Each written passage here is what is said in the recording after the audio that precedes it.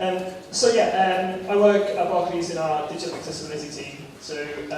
But I'm not going to talk specifically about accessibility today. I'm going to talk about vulnerability because it's a topic that's increasingly important in financial services. But actually, I think that there's lots of traction outside of financial services and lots of scope outside financial services for thinking about vulnerability.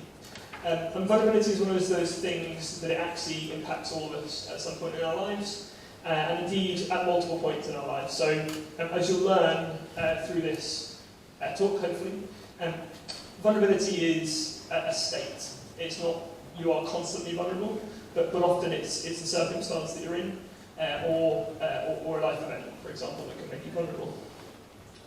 Anybody not know who Barclays are? Is there anybody in from Barclays today? Good, that helps. That was nobody, by the way, so that means that you just have to believe what I say, which is great. Essentially, we're a universal bank. We've got about 80,000 colleagues across the world, and about 25,000 of those are technologists, which is a useful frame for this conversation. One of the things that is really important that you keep in mind as we go through this is we have this ambition to become the most accessible and inclusive FTSE company, and essentially we're the only bank, as far as we know in the world, to have set out this ambition to go beyond what the legal requirements are around accessibility, and vulnerability is part of that conversation as well. So before we go too deeply into talking about what vulnerability is, it's useful to think about a definition. So because there isn't a lot out there around vulnerability, I've used the Authority's definition. Apologies is very financial services focused, but essentially the definition that they use and the definition that the financial services industry is using is someone is in a vulnerable circumstance when, due to their circumstances, someone is vulnerable when, due to their circumstances, and really are not functioning very well this evening.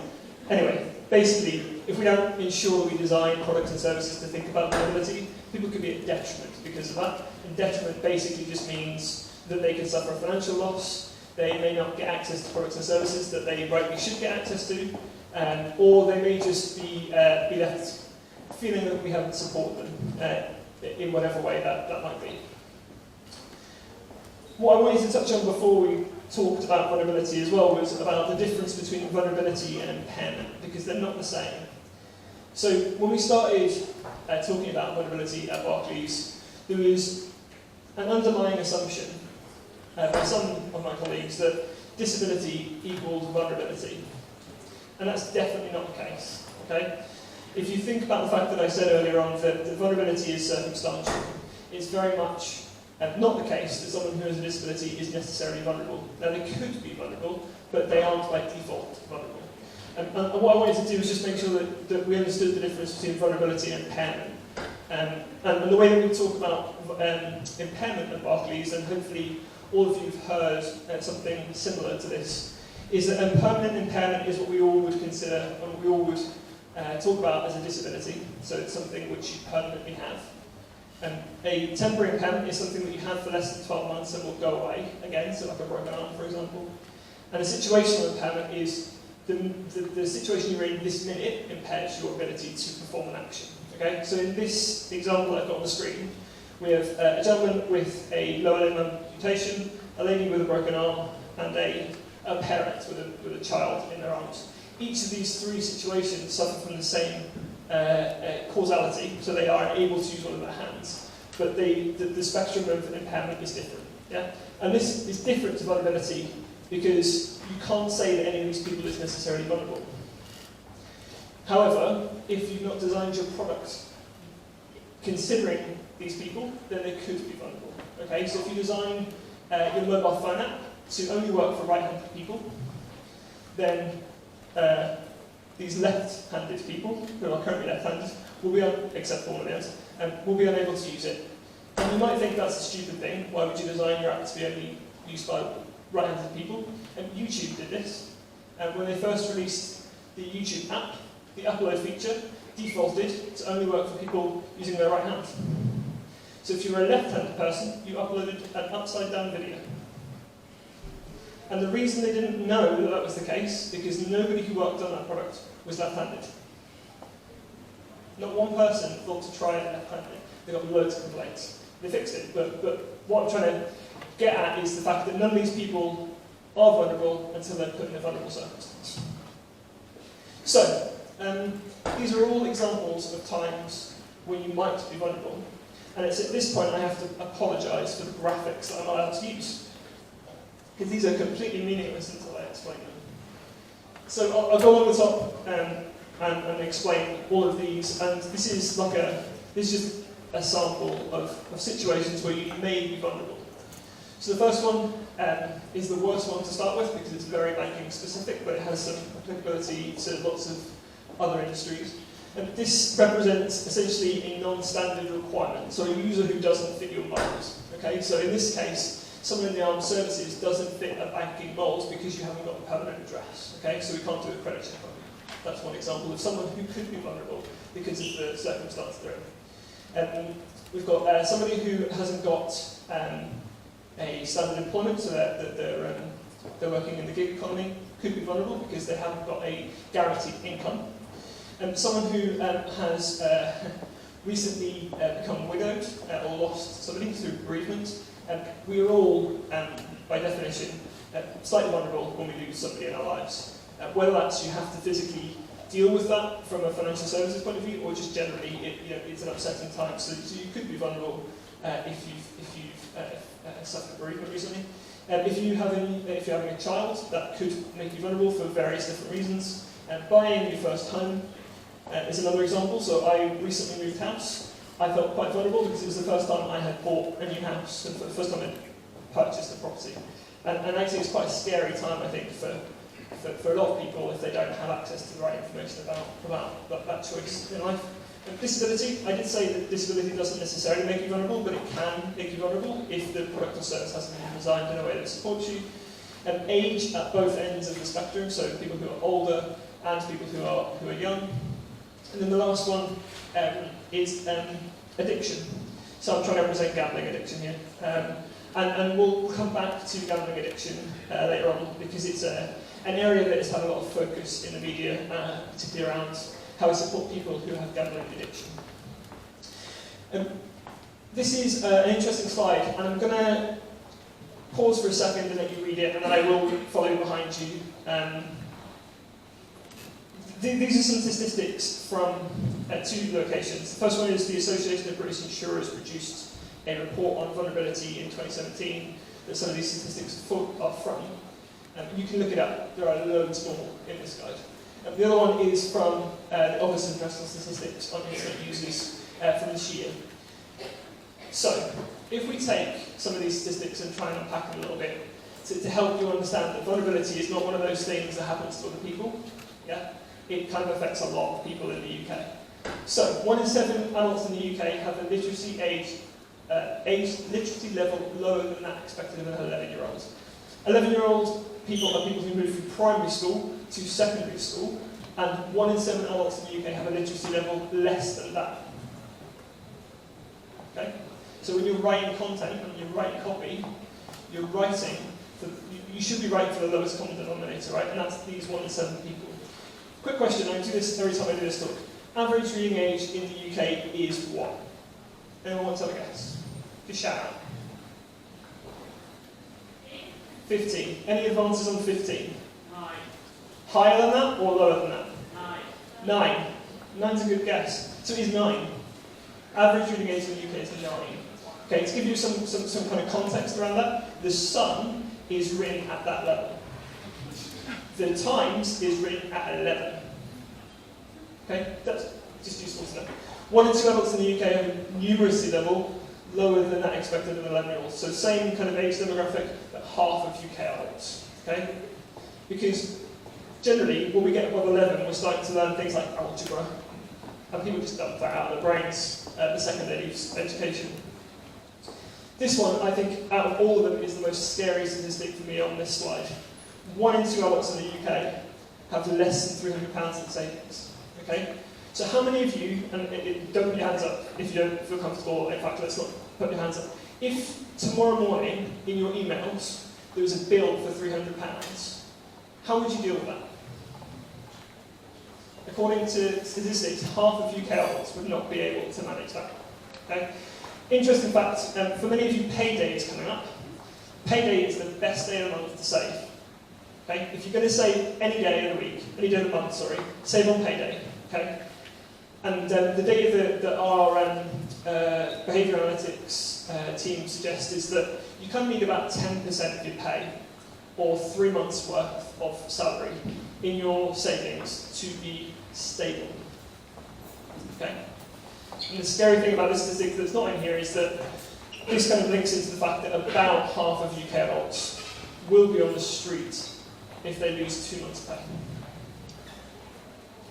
Okay? So financial vulnerability is huge in the UK. 9.5 million UK adults have never used the internet.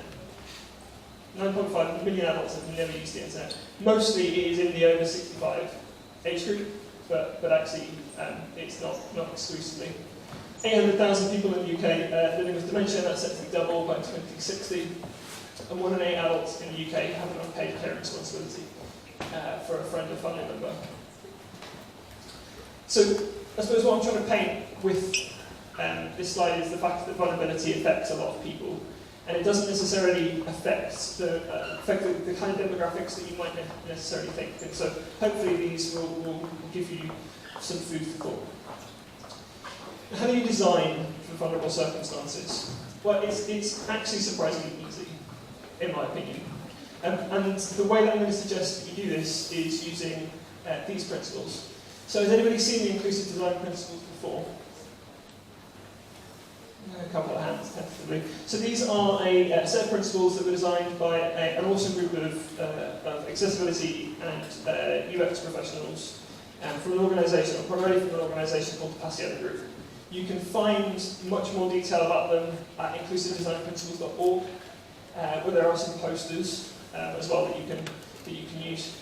But essentially, these 7 principles, I'm suggesting we can use these not just to think about all users, because quite frankly, you should be using principles like this, I think, generally to design, but we can use these as a way of thinking about broader groups of people who might be vulnerable. I'm going to give you a couple of examples. What I would say is that Barclays is not perfect in this space. We're sort of quite early in the journey of thinking about how vulnerability works in digital. We've done a great job, and most financial services organisations have done a great job in the face-to-face space, but digital's a bit harder. And the reason for that is vulnerability is quite easy to spot if you're looking at somebody. You can see the physical ramifications of stress in people if you're face-to-face with them, and so you can kind of change the approach that you have in the face-to-face world. That's really hard in digital when people are behind a laptop or behind a phone. So let's have a quick look. So give control. So give control is all about saying you should not be able to determine exactly how somebody wants to use your product. You should give them the choice to navigate and design and personalise your product in a way that suits them. Okay? Now, from a vulnerability point of view, the thing that I really want to, and I think is really interesting with this one, is about how we have all started to become really used to frictionless processes and frictionless journeys, right? So the Amazon one-click is the best example that I think exists for a frictionless journey. How many of us use one-click, Amazon one-click? How many of us hate ourselves for using Amazon one-click? Thank you. Okay, good. Glad I'm not the only one. So I've switched off Amazon one-click because I can't deal with the regret and spend cycle, which is I'm buying it because I feel really good. It turns up the next day, I feel really bad, and now I have to send it back, and I feel really bad, really guilty. The thing is, I'm okay with that, but if I was vulnerable, that might not work for me, right? So the point of giving control is to say, you need to give your users the control to switch things off, or to decide that they don't want to use some of your features. And that might look like giving people the option to not use Amazon one-click, but it might also include things like saying, do you know what? Wait 24 hours before you process my order, because I need that time to think. I need that time to have that regret, and then go, do you know what? Okay, don't send it. Or it might say, don't allow me to spend on your website between 11 o'clock at night and 4 in the morning, because that's when I'm most vulnerable. Yeah? So there's just a couple of examples, and I've got an example, I think, in this slide deck somewhere, about how Monzo have thought about this, which I will get in trouble with, by the way, for talking about Monzo, but it's a good example, so there we go. The second one I wanted to mention was prioritising content. So this is an interesting one because it's more about making sure that we get rid of all of that noise on our websites. We get rid of all of the noise and we get rid of the things which get in our users' way, right? And that's just good UX, right? But it's also about making sure that we understand why people are coming to our product or our service, okay? So from a financial services point of view, you might be coming to us because someone has died, and that you're power of attorney for that person, and that you now have to deal with the fact that they have got some money at Barclays, and you need that money to pay for their funeral bills, or to pay for their care home, for example, if they're going into care. And you may also be coming to us because you're worried about the fact that you have a gambling addiction and you want some help with that. Or indeed, you could be coming to us because something wrong has happened that was completely out of your control, like a company going out of business. So, as an example, last year sometime, Premier Air went out of business. So the airline just stopped working, just decided they weren't going to fly anymore because they went into administration, they couldn't take off. And we had customers all over the world affected by it, because they were in a country that Premier Air had flown them to, and they weren't going to fly them out again, because they had no planes. So this was our homepage at that time. We got rid of everything else except for the hero content, because you can't get rid of the hero content, because it's marketing, right? For another day, maybe. And the first thing, aside from the hero content, was, if you need us, we're here, right? And this is about understanding what people were coming to our website for. In fact, what this means is that we also reduce people coming to the call centres, okay? Because all of the information's here, and if you're in another country, you don't necessarily want to call somebody because of our roaming charges or whatever it happens to be. Okay? So it's about understanding why people are coming to your site at any particular point and being able to respond to that. Interestingly, July 2016, this was Brexit.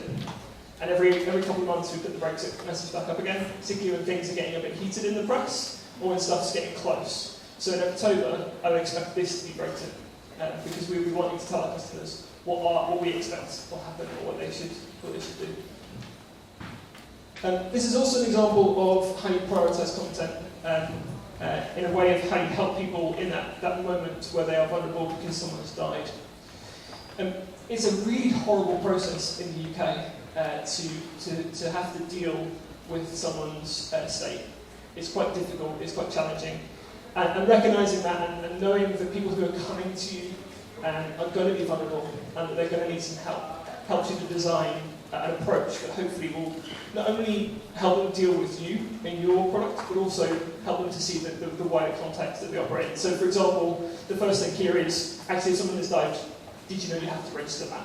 And before you can't do anything. You can't even talk to your financial services companies without that. They just won't talk to you. So knowing that was the case, and then going through all these steps. And actually the only things that we need as a financial services company are these two. That's it. But knowing that people are going to come, probably to us first, or very, very high up on the list, means that we should provide this type of information and prioritise this content. Add value. I'm acutely aware there's pizza like a so I will speed up. Add value. So essentially, understanding what the user has in their hands and using the features that exist in their pockets to help them to move forward. And that could be things like using location services to go, actually you're in London right now, there's a charity around the corner that can help you with your gambling addiction, for example.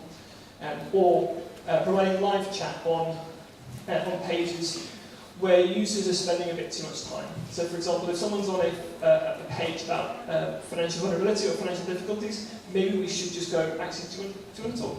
Do you want to talk about this right now? And just launch it by the live chat rather than assuming that they will come to us because they just might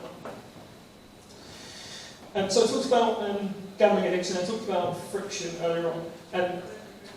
So most processes, we kind of have sliding sides, right? So we try and get people through the process as quickly as possible, and as a community we try really hard to make sure that things are as frictionless as possible. But that really doesn't work for a lot of people. Particularly if you're vulnerable, not only do you get through the process, but you slide all the way down. And you're probably going to end up with something that's not particularly suitable.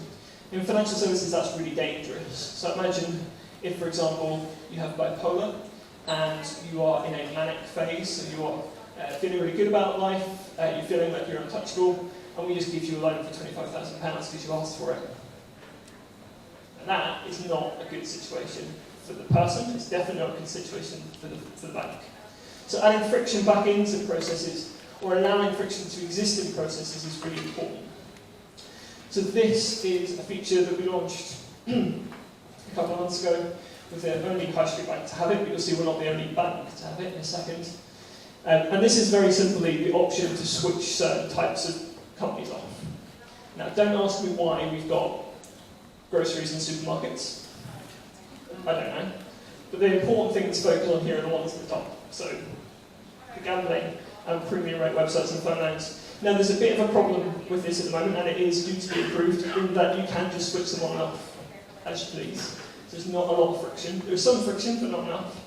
The way that this works better with other organisations is this example from these lovely people. So they have a specific block in their app for gambling. So when you switch this on, so if you have a Monzo account, you can try this. Be aware that if you try it, you can't gamble for 48 hours after you turn it on. Although I'll come to that in a second. So you switch this off, so you switch on the gambling block. To disable that block, you have to talk to somebody from Monzo and put the friction in. But you have to physically type, you have to give your reasons why you think it's okay now for you to re-enable that. And even once you've done that, past that one bit of friction, you don't have to wait for 48 hours. So they'll go, okay, fine, it's your money, but you're going to wait. And that friction slows people down and it stops people from engaging in activity, that impulsive behaviour. Now the flaw in this system is that, which they have now, or they're now starting to address, is that you can still take cash out. So all they've done is move the online gambling back into the bookies, because people were still taking out cash, and so they saw cash withdrawals for these users spike afterwards. But it's a step in the right direction. So, what can we do as a design community to move vulnerability forward? So the first thing I think is that we should try and include vulnerability in the personas that we work with and we design for, even if it's just starting, even if it's just one or two, just to start having that conversation about why vulnerability is really important in design. The second one is we should definitely look at how we can include people who have experienced vulnerability or who are currently in a vulnerable circumstance, and including them in research and including them in testing. And there's a great article by Untitled Chapter doing ethical research of vulnerable users, and he worked at a gambling addiction charity. He worked on a service for people with gambling addiction. And he talks in this blog, which I will tweet out the link to as well, about how he did that and about how they took the decisions and how they managed that vulnerability through the process. The third one is make it okay to tell you about vulnerability. One of the biggest things that I think people misunderstand about vulnerability is that people don't want to tell you. Now, a lot of people don't. A lot of customers and a lot of users will never tell you that they're vulnerable, particularly if you're a financial services organisation, because they think we'll take stuff away. However, there is a group of users who are vulnerable who definitely want to tell you. Okay, so if they have a long-term mental health issue, if they have something like bipolar, they're definitely going to want to tell you that they have bipolar if you have a financial relationship with them, because they'll want to help manage that. You can use data, you can use the way customers interact with your service, and there's some great research done by an agency called Lab, and a guy called Aid at Lab. If you look up Lab, I'm sure he'd love to come and talk to you all about the research they've done. He was in with us today, giving us an update. And essentially there's patterns of behaviour that you can look for in how users are interacting with you to go, something's not right here, something's just doesn't just feel right. And then the last one, what I'd encourage you all to do is just talk about vulnerability. Talk about how your product could work for someone who's vulnerable. Talk about your own vulnerabilities and how you would like your product to work if you're in that situation. Because ultimately, we're all going to be vulnerable. Some of us are probably in this room vulnerable right now. So design for yourselves, which is, I suppose, an important message from an accessibility point of view as well. I'm not going to do that. If you want to get in touch, this is my email address. I'm on Twitter. I'm on LinkedIn as well. If you want to find out a bit more about what we're doing in this space, have a look at barclays.co.uk/accessibility. Thank you for listening.